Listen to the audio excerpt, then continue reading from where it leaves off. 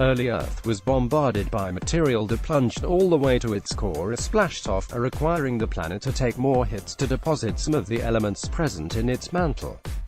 Credit Southwest Research Institute. Earth may have been bruised by the impact of more than one moon-size object early in its life. New simulations suggest that much of the material that crashed into our young planet may have been swallowed up by Earth's core or ricocheted back into space, requiring more collisions to leave the elemental signatures scientists see in the crust today.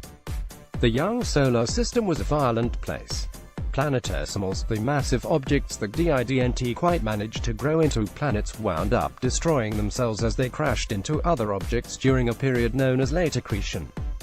These collisions left traces of highly hydrophile elements. Metals have an affinity for iron, such as gold, platinum and iridium, within our planet's mantle. How the Moon formed. 5 wild theories. By measuring how much of these metals was mixed into the mantle, scientists estimated that about 0.5% of the Earth's present mass came from colliding planetesimals. But these estimates assumed that the mantle held onto all of the highly hydrophile elements. New simulations suggest that instead, some of the material might have been carried all the way into the core, where it would have mixed up and would have been thrown out of the system entirely. Both outcomes would have reduced the amount of metals that would have mixed into the mantle. That means Earth may have absorbed 2 to 5 times as many impacts as previously thought.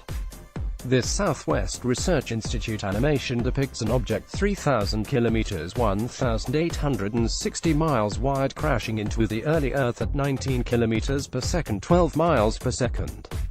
The right side view shows the mixing of the object and Earth materials after the impact.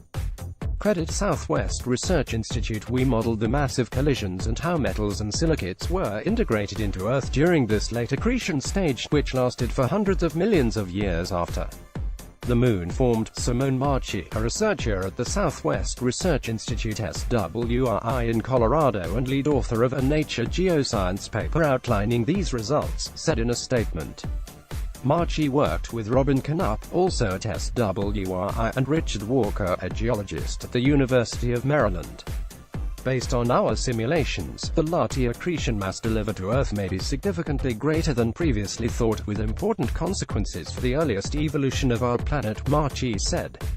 Follow Nola Taylor Reddit at NolaTred, Facebook, or Google. Follow us at space.com, Facebook or Google. Originally published on space.com.